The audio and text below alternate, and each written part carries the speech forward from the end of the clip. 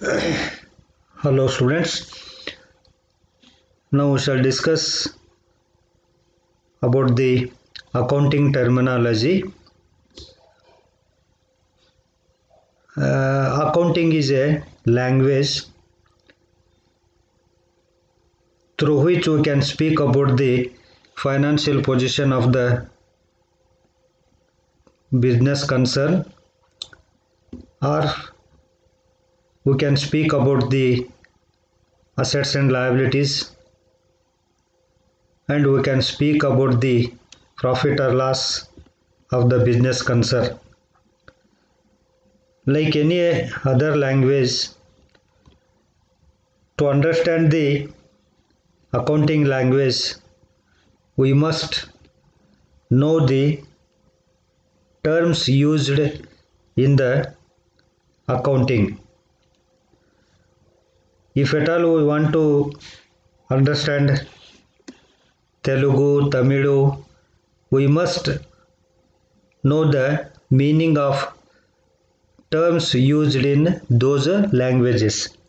In the same way, in order to understand the accounting properly, one must know about the terms. He must be capable of understanding the terms.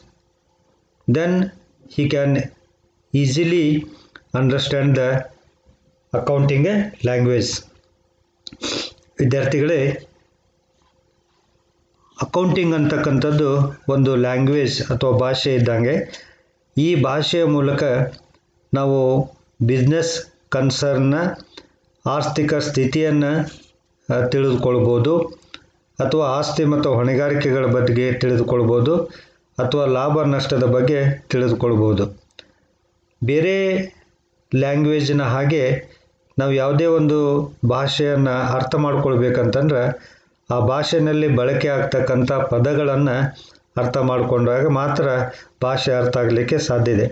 ಹಾಗೆ accounting ನಮ್ಗೆ ಅರ್ಥ ಆಗಬೇಕು ಅಂತಂದ್ರೆ, accounting language ಅರ್ಥ ಆಗಬೇಕು ಅಂತಂದ್ರೆ, accounting ನಲ್ಲಿ ಬರ್ತಕ್ಕಂಥ ಟರ್ಮ್ಸ್ಗಳೇನಿದಾವಲ್ಲ, ವಿವಿಧ ಟರ್ಮ್ಸ್ಗಳಿದಾವಲ್ಲ, ಆ ಟರ್ಮ್ಸ್ಗಳನ್ನು ಅಥವಾ ಪದಗಳನ್ನು ಅರ್ಥ ಮಾಡ್ಕೊಂಡಾಗ ಮಾತ್ರ ಅಕೌಂಟಿಂಗ್ ಲ್ಯಾಂಗ್ವೇಜ್ ನಮ್ಗೆ ಅರ್ಥ ಆಗುತ್ತೆ. ಹಾಗಾಗಿಬಿಟ್ಟು ಅನೇಕ ಟರ್ಮ್ಸ್ಗಳನ್ನು ನಾವು ಅಕೌಂಟಿಂಗ್ನಲ್ಲಿ ನೋಡ್ತೀವಿ. ಅವುಗಳ ಅರ್ಥ ಆಯಿತು ಅಂತಂದ್ರೆ ನಮಗೆ ಅಕೌಂಟಿಂಗ್ ಅರ್ಥ ಆಗಲಿಕ್ಕೆ ಸಾಧ್ಯ ಇದೆ. So let us see the terms used in accounting. Since accountancy is a common language used by the entities to project their financial affairs systematically, the use of common terms needs to be explained.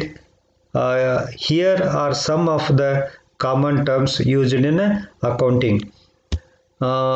Let us see the terms used in accounting one by one in a little detail. First one is the entity. Entity means an industry or business concern or group of industries. A business or an industry is regarded as a separate entity, then only the transactions are recorded in its books. Business having its own entity, it is different from owner. Hence then only the transactions of business can be recorded in the books of concern. ಅಂದರೆ separate ಅಸ್ತಿತ್ವವನ್ನು ಹೊಂದಿರ್ತೈತಿ ಅಂತ ಹೇಳಿದ್ದು. ಇದಕ್ಕೆ ತನ್ನದೇ ಆದಂಥ ಬಿಸ್ನೆಸ್ಗೆ ತನ್ನದೇ ಆದಂಥ ಅಸ್ತಿತ್ವ ಇರುತ್ತೆ. ಆ ಅಸ್ತಿತ್ವ ಇರೋದ್ರಿಂದನೇ ಅದಕ್ಕೆ ಸಂಬಂಧಪಟ್ಟಂಥ ಎಲ್ಲ ಟ್ರಾನ್ಸಾಕ್ಷನ್ಸ್ಗಳನ್ನು ಲೆಕ್ಕ ಪುಸ್ತಕಗಳಲ್ಲಿ ಬರೀಲಿಕ್ಕೆ ಸಾಧ್ಯ ಆಗ್ತೈತಿ. ಸೊ ಹಾಗಾದರೆ ಎಂಟಿಟಿ ಅಂತಕ್ಕಂಥದ್ದು ಒಂದು ಅಕೌಂಟಿಂಗದ ಇಂಪಾರ್ಟೆಂಟ್ ಟರ್ಮ್ ಅಂತೇಳಿ ಹೇಳ್ಬೋದು. ಎರಡನೇದು business transaction. Business or financial transaction is on activity which results in transfer of money or money's worth between two entities. The transactions may be cash and credit. Cash transactions are those activities which involve the immediate receipt and payment of cash, And credit transactions are those transactions where payment of cash is postponed to future date. It means that transaction means an event which has happened in the business, and that event must be resulting in a transfer of money or money's worth. And it may be a cash transaction or maybe a credit transaction. Cash transaction means the transaction which involves the transfer of cash, whereas credit transaction means there no involvement of cash. The cash payment or receipt may be taking place in a future, not at the time of happening of a event or a transaction. So this is about the business transaction. ವ್ಯವಹಾರದ ಘಟನೆಗಳು ಅಂಥೇಳಿ. ಹಾಗಾದರೆ ವ್ಯವಹಾರದ ಘಟನೆಗಳು ಅವು ಹಣದ ಮತ್ತು ಹಣಕ್ಕೆ ಸಮಾನವಾಗಿರ್ತಕ್ಕಂಥ ಸಮಾನಾಂತರವಾಗಿರ್ತಕ್ಕಂಥ ವಸ್ತುಗಳ ವರ್ಗಾವಣೆಗೆ ನಾವು ಬಿಸ್ನೆಸ್ ಟ್ರಾನ್ಸಾಕ್ಷನ್ಸ್ ಅಂತ ಕರಿತೇವೆ ಅಥವಾ ವ್ಯವಹಾರದ ಘಟನೆಗಳನ್ನು ಕರಿತೇವೆ. ಈ ವ್ಯವಹಾರದ ಘಟನೆಗಳನ್ನು ಎರಡು ರೀತಿಯಾಗಿರ್ತವೆ. ಒಂದು ನಗದು ರೂಪದಲ್ಲಿ, ಇನ್ನೊಂದು ಉದ್ರಿ ರೂಪದಲ್ಲಿ ಅಂಥೇಳಿ, ಕ್ರೆಡಿಟ್ ರೂಪದಲ್ಲಿ ಅಂಥೇಳಿ. ನಗದು ರೂಪದಲ್ಲಿರ್ತಕ್ಕಂಥ ವ್ಯವಹಾರದ ಘಟನೆಗಳು ನಲ್ಲಿ ನಗದು ಹಣದ ಚಲಾವಣೆಯನ್ನು ನೋಡ್ತೇವೆ ನಾವು. ಅಂದರೆ immediate receipt of cash and payment of cash. Immediate ಸ್ವೀಕೃತಿ ಮತ್ತು ಸಂದಾಯ ಎರಡೂ ನಗದು ರೂಪದಲ್ಲಿ ಆಗ್ತಕ್ಕಂಥದ್ದಕ್ಕೆ ನಾವು ಕ್ಯಾಶ್ ಟ್ರಾನ್ಸಾಕ್ಷನ್ ಅಂತ ಕರಿತೀವಿ. ಅದೇ ರೀತಿಯಾಗಿ ಕ್ರೆಡಿಟ್ ಟ್ರಾನ್ಸಾಕ್ಷನ್ ಅಂತಂದರೆ ಇಲ್ಲಿ ನಗದು ರೂಪದ ಟ್ರಾನ್ಸಾಕ್ಷನ್ಸು ಇರೋದಿಲ್ಲ ಅಂಥೇಳಿ ಹೇಳ್ಬೋದು. ಅಂಥ ಟ್ರಾನ್ಸಾಕ್ಷನ್ಸ್ಗಳಿಗೆ ನಾವು ಕ್ರೆಡಿಟ್ ಟ್ರಾನ್ಸಾಕ್ಷನ್ಸ್ ಅಂತೇಳಿ ಕರಿತೀವಿ. Next third one is the account. Account means the record of transactions in a summarized form pertaining to a particular person or particular asset or particular expense or loss or income or gain. It gives us the entire transactions carried during a particular period of time. At the end of year, all such accounts are balanced and balancing figure is taken into the trial balance. So account is the summarized form of transactions, and this account is prepared in a T form consisting of two parts, debit and credit. All the transactions recorded, the summary of the transactions recorded is called as the account, and that account may be relating to a person or it may be relating to the asset, that is land and building account, plant and machinery account, cash account, stock account, purchase account, sales account. So in this way account may be relating to asset or expense or it may be relating to income. And at the end of year all the accounts are closed and balance will be determined, and those balances will be taken to or transferred to the trial balance, or with the help of the ledger balances we can prepare the trial balance. That is about the account. ಅಂದರೆ ಖಾತೆ ಅಂಥೇಳಿ.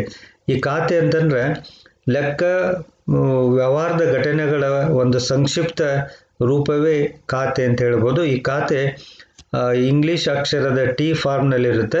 ಅಂದರೆ ಎರಡು ಭಾಗಗಳನ್ನು ನಾವು ನೋಡ್ತೀವಿ. ಒಂದು ಭಾಗಕ್ಕೆ ಡೆಬಿಟ್ ಅಂತ ಕರಿತೀವಿ, ಇನ್ನೊಂದು ಭಾಗಕ್ಕೆ ಕ್ರೆಡಿಟ್ ಸೈಡ್ ಅಂತ ಕರಿತೀವಿ. Debit side and credit side consisting of these two sides. an account consists of these two sides, and it may be relating to ಇದು ಆಸ್ತಿಗೆ ಸಂಬಂಧಪಟ್ಟಿದ್ದಿರ್ಬೋದು, ವ್ಯಕ್ತಿಗಳಿಗೆ ಸಂಬಂಧಪಟ್ಟಿದ್ದಿರ್ಬೋದು, ಅಥವಾ ಖರ್ಚುಗಳಿಗೆ ಸಂಬಂಧಪಟ್ಟಿದ್ದಿರ್ಬೋದು, ಅಥವಾ ಆದಾಯಕ್ಕೆ ಸಂಬಂಧಪಟ್ಟಿರ್ಬೋದು. ಉದಾಹರಣೆಗೆ ಲ್ಯಾಂಡ್ ಆ್ಯಂಡ್ ಬಿಲ್ಡಿಂಗ್ ಅಕೌಂಟ್ ಆಗಲಿ, ಅಥವಾ ಪ್ಲ್ಯಾಂಟ್ ಆ್ಯಂಡ್ ಮಷಿನರಿ ಅಕೌಂಟ್ ಆಗಲಿ, ಅಥವಾ ರಾಮಾಸ್ ಅಕೌಂಟ್ ಆಗಲಿ, ಸೀತಾಸ್ ಅಕೌಂಟ್ ಆಗಲಿ, ಅಥವಾ ಸ್ಯಾಲ್ರಿ ಅಕೌಂಟ್ ಆಗಲಿ, ಕಮಿಷನ್ ಅಕೌಂಟ್ ಆಗಲಿ, ಇಂಟ್ರೆಸ್ಟ್ ಅಕೌಂಟ್ ಆಗಲಿ, ಇವೆಲ್ಲ ಅಕೌಂಟುಗಳಿಗೆ ಉದಾಹರಣೆಯಾಗಿ ನಾವು ತೆಗೆದುಕೊಳ್ಬೋದು. And then entry means virtual recording of transaction in the books of prime entry or original books known as a journal or other subsidiary books. So actual recording of transaction or actual recorded transaction is called as the entry. Whenever the transaction takes place, that is to be recorded in the books of original entry or in the books of subsidiary in other subsidiary books. So whatever entry, whatever transaction were recording in the books of original book, that record is called as the entry. ಅಂದರೆ ವ್ಯವಹಾರದ ಘಟನೆಗಳನ್ನು ಜರ್ನಲ್ನಲ್ಲಿ ಬರೆಯತಕ್ಕಂಥದಕ್ಕೆ ಅಥವಾ other subsidiary ಬುಕ್ಸ್ನಲ್ಲಿ ಬರೆಯೋದಕ್ಕೆ ನಾವು entry ಅಂತ ಕರಿತೀವಿ. Enter ಅಂತಂದರೆ ಬರೆಯೋದು ಅಂತೇಳಿ ಅದರ ಅರ್ಥ. ಸೊ ಅದಕ್ಕೆ ಒರಿಜಿನಲ್ ಜರ್ನಲ್ ಅಂತ ಕರಿತೀವಲ್ಲ, ಬುಕ್ ಆಫ್ ಜರ್ನಲ್ ಅಂತ ಕರಿತೀವಿ, ಅಥವಾ ಅದರ್ ಸಬ್ಸಿಡರಿ ಬುಕ್ಸು, ಇವುಗಳಲ್ಲಿ ವ್ಯವಹಾರದ ಟ್ರಾನ್ಸಾಕ್ಷನ್ಸನ್ನು ರೆಕಾರ್ಡ್ ಮಾಡ್ತಾವಲ್ಲ, ಅದಕ್ಕೆ ನಾವು ಎಂಟ್ರಿ ಅಂತ ಕರಿತೀವಿ.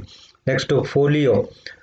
Folio is the page of the journal or subsidiary book or the ledger, and this is maintained for easy reference into the future. So every journal or subsidiary book consists of pages, and each page is called as the folio, and it will be given number. That number is called as the folio number. So journal consists of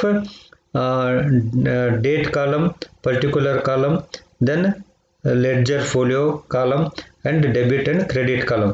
So ledger folio, by looking to the ledger folio, we can easily refer to the transaction. So that is the use of folio.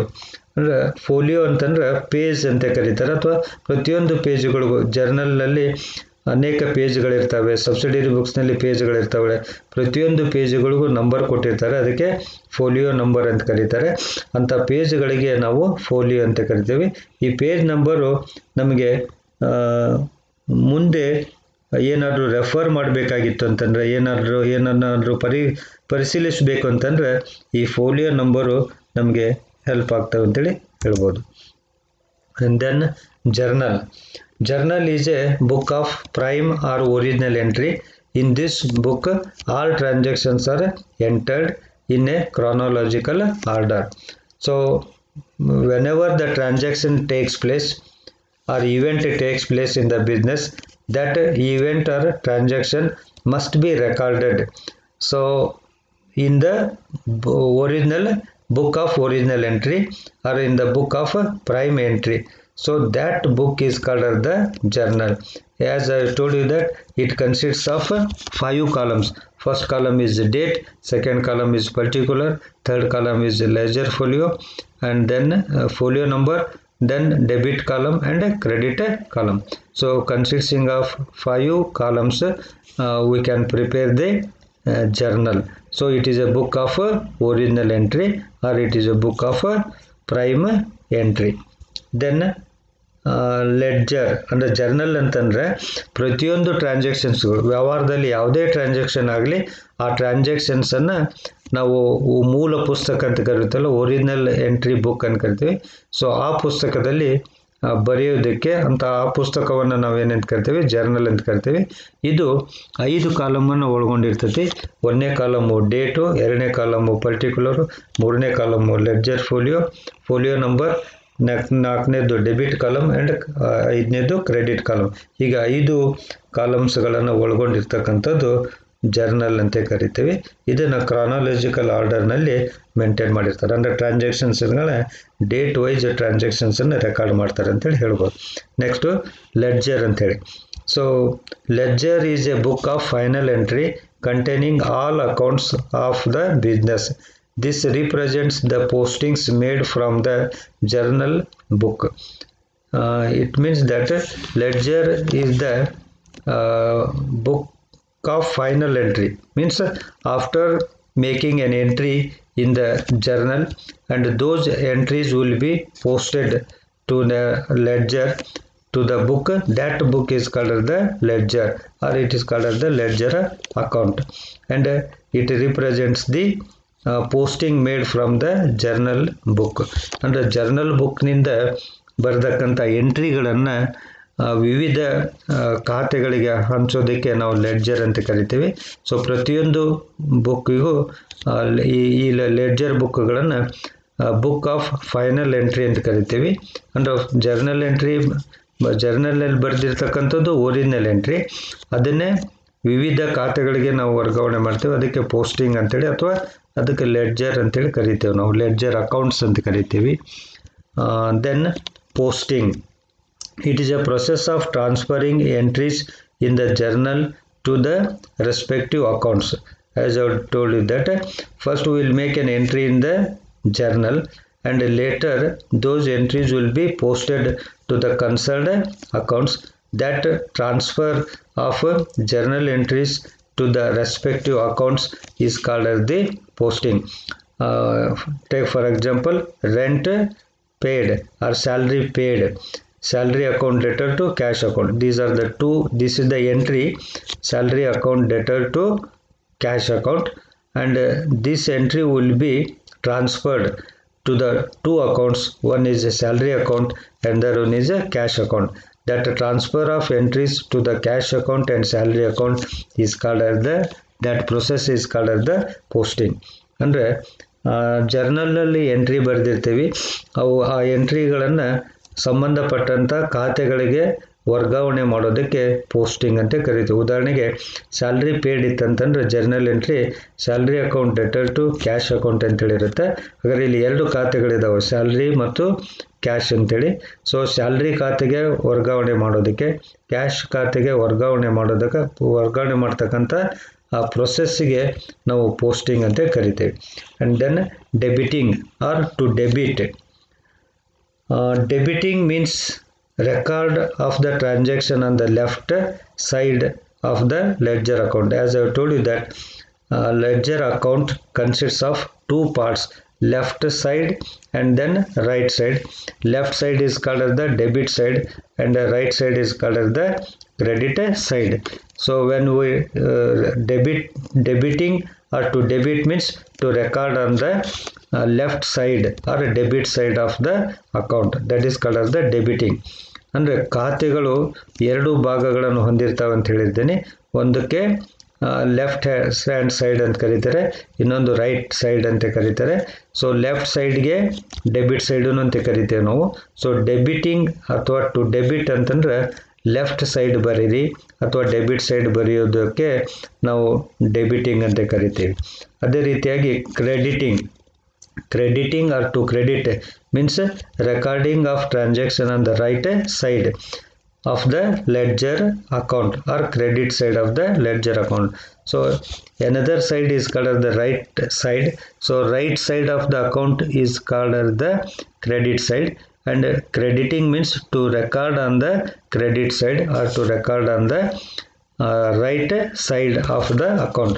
ಅಂದರೆ ಬಲಗಡೆ ಭಾಗದ ಅಕೌಂಟಿನ ಬಲಗಡೆ ಭಾಗದಲ್ಲಿ ಬರೆಯುವುದಕ್ಕೆ, ಟ್ರಾನ್ಸಾಕ್ಷನ್ಸನ್ನು ಬರೆಯುವುದಕ್ಕೆ crediting ಅಂತ ಕರೀತಾರೆ ಅಥವಾ to credit ಅಂತೇಳಿ ಹೇಳ್ಬೋದು.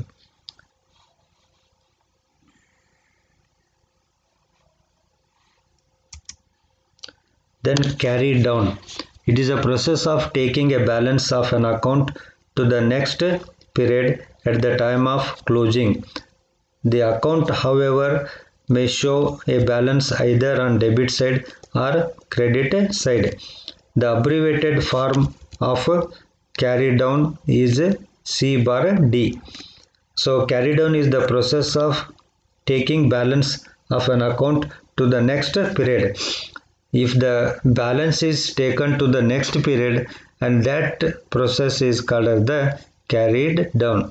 ಅಂದರೆ ಮುಂದಿನ ಅವಧಿಗೆ ಬ್ಯಾಲೆನ್ಸನ್ನು ವರ್ಗಾವಣೆ ಮಾಡೋದಕ್ಕೆ ನಾವು ಕ್ಯಾರಿ ಡೌನ್ ಅಂತೇಳಿ ಕರಿತೀವಿ. Then brought down. This is opposite of carry down. Brought down is the process of bringing down closing balance of the previous period to the next financial period in the same account. In short form, the brought down is written down as B/D. ಅಂದರೆ brought down ಅಂತಂದರೆ ಈಗ ಅಲ್ಲೇನು carry down ಮಾಡಿದ್ದು closing balance, ಅದು ಆ ಹಿಂದಿನ ಅವಧಿಯ closing balance ಮುಂದಿನ ಅವಧಿಗೆ ಆರಂಭದ ಬ್ಯಾಲೆನ್ಸ್ ಆಗುತ್ತೆ. ಸೊ ಹಾಗಾದರೆ ಮುಂದಿನ ಅವಧಿಗೆ ಆರಂಭದಲ್ಲಿ ಬರೆಯೋದಕ್ಕೆ ಅದನ್ನು ಬ್ರಾಡ್ ಡೌನ್ ಅಂತ ಕರಿತೀವಿ. Next carried forward. Carried forward is the process of taking the closing balance at the foot of the page of journal or ledger etc. to the next page. In short form, it is indicated as C bar F. ಅಂದರೆ ಬ್ಯಾಲೆನ್ಸನ್ನು next ಪೇಜಿಗೆ transfer ಮಾಡೋದಕ್ಕೆ ನಾವು ಏನಂತ ಕರಿತೀವಿ ಅಂತಂದರೆ carried forward ಅಂತೇಳಿ. So carried down ಅಂತಂದ್ರೆ next ಪೀರಿಯಡಿಗೆ ವರ್ಗಾವಣೆ ಮಾಡೋದು, ಕ್ಯಾರಿಡ್ ಫಾರ್ವರ್ಡ್ ಅಂತಂದ್ರೆ ನೆಕ್ಸ್ಟ್ ಪೇಜಿಗೆ, ಈ ಪೇಜಿನಿಂದ ಮುಂದಿನ ಪೇಜಿಗೆ ಬ್ಯಾಲೆನ್ಸನ್ನು ವರ್ಗಾವಣೆ ಮಾಡೋದಕ್ಕೆ ಕ್ಯಾರಿಡ್ ಫಾರ್ವರ್ಡ್ ಅಂತ ಕರಿತೀವಿ. ಇದನ್ನು ಸಿಂಪಲ್ ಆಗಿ ಸಿ ಬಾರ್ ಎಫ್ ಅಂತ ಕರಿತೀವಿ. ಅದೇ ರೀತಿಯಾಗಿ brought forward, it is the process of bringing forward the amount of the previous page at the top of the next page or following page in the journal or ledger, and it is indicated as B bar F. ಅಂದರೆ ledger ಖಾತೆಯ ಅಥವಾ ಜರ್ನಲ್ಲಿನ ಮುಂದಿನ ಪೇಜಿಗೆ ಪ್ರಾರಂಭದಲ್ಲಿ ಬರೆಯೋದಕ್ಕೆ ನಾವು brought forward ಅಂತ ಕರಿತೇವೆ. So it is the process of bringing forward the amount of previous page, ಅಂದರೆ ಹಿಂದಿನ ಪೇಜಿನ ಬ್ಯಾಲೆನ್ಸ್ ಅಮೌಂಟನ್ನು ಈ ಪೇಜಿನ ಅಥವಾ ಮುಂದಿನ ಪೇಜಿನ ಪ್ರಾರಂಭದಲ್ಲಿ ಬರೆಯೋದಕ್ಕೆ ಬ್ರಾಟ್ ಫಾರ್ವರ್ಡ್ ಅಂತೇಳಿ ಕರಿತೇವೆ. Then accounting year, this is most important.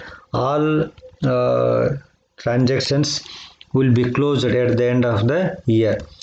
So accounting year, it is generally consists of 12 months during which accounts are maintained. An accounting year may be a calendar year, that is it begins from 1st January and ends with 31st December.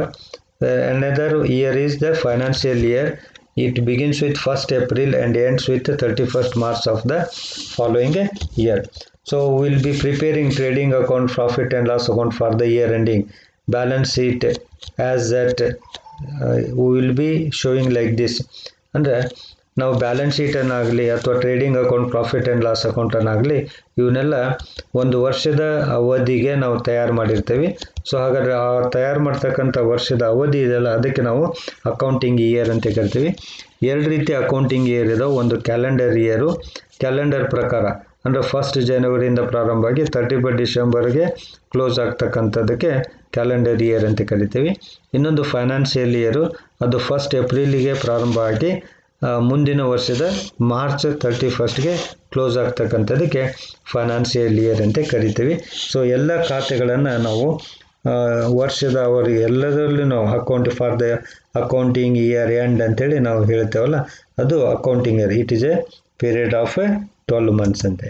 And then casting, it means totaling of the amount columns of the journal or ledger account. So when we are preparing the journal or ledger, so at the end of the accounting period, then we will be totaling both sides. As I told you that there are two sides of every account consists of two sides, that is debit side and credit side. So totaling on the debit side and credit side is called as the casting. ಅಂದರೆ ಎರಡು ಖಾತೆಗಳಲ್ಲಿ ಎರಡು ಭಾಗಗಳಿರ್ತಾವೆ ಅಂತ ಹೇಳಿದ್ದೇನೆ, debit ಮತ್ತು credit ಅಂತೇಳಿ. Debit side total ಮಾಡೋದು, credit side total ಮಾಡೋದಕ್ಕೆ ನಾವು ಕ್ಯಾಸ್ಟಿಂಗ್ ಅಂತ ಕರಿತೇವೆ. Then balance, when we makes total both sides may not be tallying, so there may be a difference, and that difference between the debit column total and credit column total is called as the balance. ಅಂದರೆ balance ಅಂತಂದರೆ ಎರಡೂ ಸೈಡನ್ನು ನಾವು total ಮಾಡ್ತೀವಿ, ಅಥವಾ ಎರಡು side total ಮಾಡಿದಾಗ ಒಂದು ಕಡೆ ಹೆಚ್ಚಿಗೆ ಇರ್ತೈತಿ, ಇನ್ನೊಂದು ಕಡೆ ಕಡಿಮೆ ಇರ್ತೈತಿ. ಸೊ ಹಾಗಾದರೆ ಎಷ್ಟು ವ್ಯತ್ಯಾಸದ ಹಣ ಇದೆಯಲ್ಲ, ಅದಕ್ಕೆ ನಾವು ಏನಂತ ಕರಿತೀವಿ ಅಂದರೆ ಬ್ಯಾಲೆನ್ಸ್ ಅಂತ ಕರಿತೀವಿ. ನೆಕ್ಸ್ಟು ಬ್ಯಾಲೆನ್ಸ್ನಲ್ಲಿ ಎರಡು ಇದ್ದಾವೆ, ಅದು ಡೆಬಿಟ್ ಬ್ಯಾಲೆನ್ಸ್ ಆಗಿರ್ಬೋದು ಅಥವಾ ಕ್ರೆಡಿಟ್ ಬ್ಯಾಲೆನ್ಸ್ ಆಗಿರ್ಬೋದು. ಡೆಬಿಟ್ ಬ್ಯಾಲೆನ್ಸ್ ಅಂತಂದರೆ it represents the excess amount on the debit side total over that of the credit side total of an account. ಅಂದರೆ ಡೆಬಿಟ್ ಸೈಡ್ ಟೋಟಲ್ಲು ಹೆಚ್ಚಿಗೆ ಇದ್ದು ಕ್ರೆಡಿಟ್ ಸೈಡ್ ಟೋಟಲ್ ಕಡಿಮೆ ಇತ್ತಪ್ಪ ಅಂತಂದರೆ ಅದನ್ನು ಡೆಬಿಟ್ ಬ್ಯಾಲೆನ್ಸ್ ಅಂತ ಕರಿತೀವಿ. ಅದೇ ರೀತಿಯಾಗಿ ರಿವರ್ಸು ಕ್ರೆಡಿಟ್ ಬ್ಯಾಲೆನ್ಸ್ ಅಂತಂದರೆ ಕ್ರೆಡಿಟ್ ಸೈಡ್ ಅಮೌಂಟು ಜಾಸ್ತಿ ಇರುತ್ತೆ, ದೆನ್ ಡೆಬಿಟ್ ಸೈಡು ಕಡಿಮೆ ಇರ್ತೈತಿ. ಸೊ ಹಾಗಾದರೆ ಕ್ರೆಡಿಟ್ ಸೈಡು ಮತ್ತು ಡೆಬಿಟ್ ಸೈಡಿನ ಡಿಫ್ರೆನ್ಸ್ ಅಂತ ನಾವು ಕ್ರೆಡಿಟ್ ಬ್ಯಾಲೆನ್ಸ್ ಅಂತ ಕರಿತೀವಿ. Then equity means a claim against the assets of business concern. It includes the capital contributed by the proprietor and accumulated profits and loss, profits and reserves. ಅಂದರೆ ಪ್ರೊಪರೈಟರ್ contribute ಮಾಡಿರ್ತಕ್ಕಂಥ capital ಮತ್ತು ಅವನಿಗೆ ಸಂದಾಯ ಆಗ್ತಕ್ಕಂಥ ಅವನಿಗೆ ಅವನಿಗೆ ಅಕ್ಯುಮುಲೇಟೆಡ್ ಕೂಡಿಟ್ಟಂಥ ರಿಸರ್ವ್ ಮತ್ತು ಈಗಾಗಲೇ ಬಂದಂಥ ಪ್ರಾಫಿಟ್ ಇದೆಯಲ್ಲ ಅವೆಲ್ಲ ಸೇರಿಸಿ ನಾವು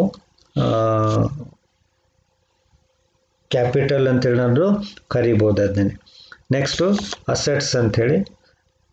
assets are the properties or resources which are owned and possessed by the proprietor or the business entity. These assets may be either fixed or current or intangible in nature. Examples: land, account, land, building, machinery, furniture, stock, debtors. These are all the examples for assets. Assets ಅಂತಂದ್ರೆ properties ಅಂತ ಕರಿತೀವಿ, ಅಥವಾ resources owned by the or possessed by the proprietor. ಮಾಲೀಕನ ಸ್ವಾಧೀನದಲ್ಲಿರ್ತಕ್ಕಂಥದ್ದು, ಮಾಲೀಕನ ಸ್ವಾಮಿತ್ವದಲ್ಲಿ ಇರ್ತಕ್ಕಂಥ ಎಲ್ಲ ವಸ್ತುಗಳಿಗೆ, ಚರ ವಸ್ತು ಆಗಿರ್ಬೋದು ಅಥವಾ ಸ್ಥಿರ ವಸ್ತುಗಳಾಗಿರ್ಬೋದು, ಅವುಗಳಿಗೆ ನಾವು ಅಸೆಟ್ ಅಂತೇಳಿ ಕರಿತೀವಿ. ಉದಾಹರಣೆಗೆ ಲ್ಯಾಂಡ್ ಆಗಿರ್ಬೋದು, ಅಥವಾ ಬಿಲ್ಡಿಂಗ್ ಆಗಿರ್ಬೋದು, ಅಥವಾ ಫರ್ನಿಚರ್ ಆಗಿರ್ಬೋದು, ಅಥವಾ ಸ್ಟಾಕ್ ಆಗಿರ್ಬೋದು, ಅಥವಾ ಕ್ಯಾಶ್ ಆಗಿರ್ಬೋದು, ಅಥವಾ ಬ್ಯಾಂಕ್ ಬ್ಯಾಲೆನ್ಸ್ ಆಗಿರ್ಬೋದು, ಇವೆಲ್ಲ ಅಸೆಟ್ಗಳಂತೆ ಕರೀತೀವಿ. ಬಿಕಾಸ್ ಇವುಗಳನ್ನು ಕಂಪನಿಯ ಮಾಲೀಕತ್ವದಲ್ಲಿ ಅಥವಾ ವ್ಯವಹಾರದ ಮಾಲೀಕತ್ವದಲ್ಲಿ ನಾವು ಇವುಗಳನ್ನು ನೋಡ್ತಾ ಇದ್ದೀವಿ. Then liabilities are the debts owed by the business entity to the outsiders. ಅಂದರೆ ಅಸೆಟ್ಸ್ಗೆ ಓನ್ಡ್ ಅಂತ ಕರಿತೀವಿ. ನಾವು ಏನನ್ನು ಓನ್ ಮಾಡ್ತಾ ಇದ್ದೇವೋ ಅಥವಾ ನಾವು ಏನನ್ನು ಸ್ವಾಧೀನದಲ್ಲಿ ಇಟ್ಕೊಂಡಿದ್ದೇವೋ, ಸ್ವಾಮಿತ್ವದಲ್ಲಿದ್ದೇವೋ, ಅದಕ್ಕೆ ಅಸೆಟ್ ಅಂತ ಕರಿತೀವಿ. ಹಾಗೆ ನಾವು ಬೇರೆಯವರಿಗೆ ಸಂದಾಯ ಮಾಡ್ತಕ್ಕಂಥ ಹಣ, ಅವುಗಳಿಗೆ ನಾವು ಏನಂತ ಕರಿತೀವಿ ಅಂದರೆ ಲಯಬಿಲಿಟೀಸ್ ಅಂತ ಕರಿತೇವೆ, ಅಥವಾ ಋಣಗಳು ಅಂತೇಳಿ ಕರಿತೇವೆ. ಬೇರೆಯವರಿಗೆ ನಾವು ಅಷ್ಟೊಂದು ಮೊತ್ತಕ್ಕೆ ಋಣಿಗಳಾಗಿರ್ತೇವೆ ಅಂತೇಳಿ. ಉದಾಹರಣೆಗೆ ಕ್ಯಾಪಿಟಲ್ ಆಗಿರ್ಬೋದು, ಅಥವಾ ಕ್ರೆಡಿಟರ್ಸ್ ಆಗಿರ್ಬೋದು, ಬಿಲ್ಸ್ ಪೇಬಲ್ ಆಗಿರ್ಬೋದು, ಇವೆಲ್ಲವನ್ನು ನಾವು ಹೊಣೆಗಳು ಅಥವಾ ಹೊಣೆಗಾರಿಕೆಗಳು ಅಥವಾ ಜವಾಬ್ದಾರಿಗಳು ಅಂತೇಳಿ ಕನ್ಸಿಡರ್ ಮಾಡ್ತೀವಿ. Next capital represents owners claims or share in the asset of the business. In other words, it is the total amount invested by the owner in business. Capital is equal to assets minus liability. By applying this formula, we can also calculate the capital. ಅಂದ್ರೆ ಬಂಡವಾಳ ಅಂತೇಳಿ. ಬಂಡವಾಳ ಅಂತಂದ್ರೆ ವ್ಯಾಪಾರಸ್ಥನು ಅಥವಾ ಕಂಪನಿಯವರು ಅಥವಾ business ಮನ್ನು ತನ್ನ ಬಿಸ್ನೆಸ್ನಲ್ಲಿ ತೊಡಗಿಸಿರ್ತಕ್ಕಂಥ ಮೊತ್ತಕ್ಕೆ ನಾವು ಕ್ಯಾಪಿಟಲ್ ಅಂತ ಕರಿತೀವಿ. ಕ್ಯಾಪಿಟಲನ್ನು ಫಾರ್ಮುಲಾದಲ್ಲಿ ಈ ರೀತಿ ಕಂಡುಹಿಡ್ಬೋದು. ಅಸೆಟ್ಸ್ನಲ್ಲಿ ಲಯಬಿಲಿಟೀಸ್ಗಳನ್ನು ಮೈನಸ್ ಮಾಡಿದರೆ ಬರ್ತಕ್ಕಂಥದ್ದನ್ನು ನಾವು ಕ್ಯಾಪಿಟಲ್ ಅಂತ ಕನ್ಸಿಡರ್ ಮಾಡ್ತೀವಿ. ದೆನ್ ನೆಟ್ ವರ್ತ್ ಅಂತೆ. Net worth of business entity means the aggregate amount of the proprietor's capital, reserves and accumulated profits or losses. Net worth is equal to capital plus reserve plus profit and loss account credit balance or minus profit and loss account debit balance. ಅಂದರೆ net worth of the business ಅಂತಂದರೆ ಒಟ್ಟು ಹಣ ಅಂಥೇಳಿ, ಬಂಡವಾಳ ಅಂಥೇಳಿ. ಹಾಗಾದರೆ ಈ ಒಟ್ಟು ಬಂಡವಾಳ ಅಂತಂದರೆ ಅದು ವ್ಯಾಪಾರಸ್ಥನ ತೊಡಗಿಸಿದಂಥ ಹಣ ಮತ್ತು ಈಗಾಗಲೇ ಕಾಯ್ದಿಟ್ಟಂಥ ಹಣ, ಫಂಡ್ಗಳಂತ ನಿಧಿ ಅಂತ ಕರಿತೀವಲ್ಲ, ಅದು ರಿಸರ್ವ್ಸು, ಮತ್ತು profit and loss account credit balance, ಇವೆಲ್ಲ ಮೊತ್ತವನ್ನು ಸೇರಿಸಿದ್ದಕ್ಕೆ ನಾವು ನೆಟ್ ವರ್ತ್ ಅಂತೇಳಿ ಕರಿತೇವೆ. Next goods. The term goods include all commodities, articles or products which are purchased for the purpose of resale. ಅಂದರೆ ಪುನಃ ಮಾರಾಟ ಮಾಡಲಿಕ್ಕೆ ಖರೀದಿ ಮಾಡಿರ್ತಕ್ಕಂಥ ಅಥವಾ ಪುನಃ ಮಾರಾಟ ಮಾಡಲಿಕ್ಕೆ ಇರ್ತಕ್ಕಂಥ ಎಲ್ಲ ವಸ್ತುಗಳಿಗೆ ಅಥವಾ ಆರ್ಟಿಕಲ್ಸ್ಗಳಿಗೆ ಅಥವಾ ಕಮೋಡಿಟಿ ಅಥವಾ ಪ್ರಾಡಕ್ಟ್ಗಳಿಗೆ ನಾವು ಗೂಡ್ಸ್ ಅಂತೇಳಿ ಕರಿತೇವೆ. Then drawings. This means the amount of cash or any asset withdrawn by the owner of the business for his personal or domestic purpose. Any amount withdrawn for personal purpose or domestic purpose, it is treated as a drawings, and this drawing leads to the decrease in the capital, hence it should be deducted from capital.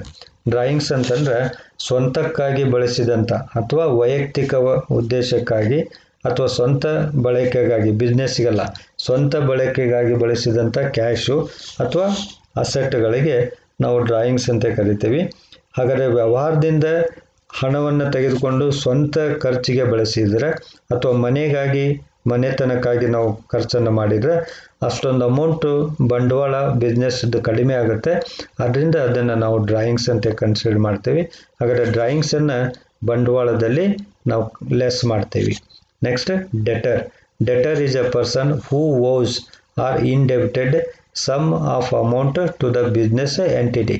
ಅಂದರೆ debtor ಅಂತಂದರೆ ಋಣಿ ಅಂಥೇಳಿ. ಋಣಿ ಯಾರಿಗೆ ನಾವು ಋಣಿ ಅಂತ ಕರಿತೀವಿ ಅಂದರೆ ಯಾರು ಬಿಸ್ನೆಸ್ಗೆ ಹಣವನ್ನು ಕೊಡಬೇಕಾಗಿದ್ದೇನೋ ಅವರು ಬಿಸ್ನೆಸ್ಗೆ ಋಣಿಯಾಗಿರ್ತಾರೆ. ಸೊ ಅದಕ್ಕೆ ಅವ್ರಿಗೆ ಏನಂತ ಕರಿತೀವಿ ಅಂದರೆ ನಾವು ಡೆಟರ್ಸ್ ಅಂತ ಕರಿತೀವಿ.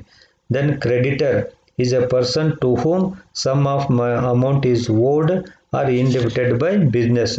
ಅಂದರೆ ವ್ಯವಹಾರದಿಂದ ಅಥವಾ ಬಿಸ್ನೆಸ್ಮನ್ನು ಬೇರೆಯವರಿಗೆ ಕೊಡಬೇಕಾಗಿತ್ತಂದ್ರೆ ಯಾರಿಗೆ ಕೊಡಬೇಕಾಗಿದೆಯಲ್ಲೋ ಅವರೆಲ್ಲ ಕ್ರೆಡಿಟರ್ಸ್ ಅಂತೇಳಿ ಪರಿಗಣಿಸ್ತೇವೆ. ಕ್ರೆಡಿಟರ್ಸ್ ಅಂದರೆ ದಣಿಗಳು ಅಂತೇಳಿ. ನಾವು ಊರಲ್ಲಿ ನಮ್ಮ ದಣಿ, ಊರಿನ ದಣಿ ಅಂತ ಹೇಳ್ತೇವಲ್ಲ, ಯಾಕೆ ಅವನಿಗೆ ದಣಿ ಅಂತ ಹೇಳ್ತೇವೆ ಅಂದರೆ ಊರಾಗ್ನರೆಲ್ಲರೂ ಅವನಿಂದ ಸಾಲ ತೆಗೆದುಕೊಂಡಿರ್ತಾರೆ, ಅವನಿಗೆ ಹಣವನ್ನು ವಾಪಸ್ ಕೊಡಬೇಕಾಗಿರ್ತೈತಿ. ಅದಕ್ಕೆ ಅವರಿಗೆ ನಾವು ದಣಿಗಳಂತ ಕರಿತೀವಿ ಅಥವಾ ಕ್ರೆಡಿಟರ್. ಕ್ರೆಡಿಟರ್ ಅಂತಂದ್ರೆ ಸಾಲ ಕೊಟ್ಟವರು. ಹಾಗಾದರೆ ಡೆಟರ್ ಅಂತಂದ್ರೆ ಸಾಲ ಪಡೆದುಕೊಂಡವನು.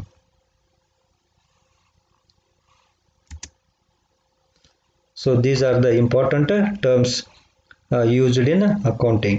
So be perfect with these terms, then you can understand the language of accounting. Thank you.